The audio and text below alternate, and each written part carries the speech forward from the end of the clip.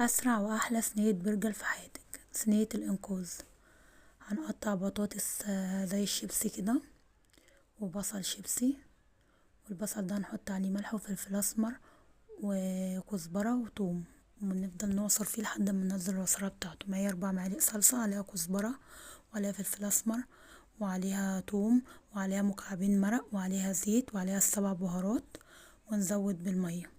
بعد كده هنرص الرقات بقى، الصينية من تحت سمنة، رق بطاطس، وبعد كده الصوص اللي احنا عملناه، بعد كده البصل، بعد كده فلفل وطماطم، رقات رقات رقات لحد ما نوصل للاخر. وممكن تستغني عن البطاطس خالص على فكرة، بس بجد الصينية دي هتطلع تحفة.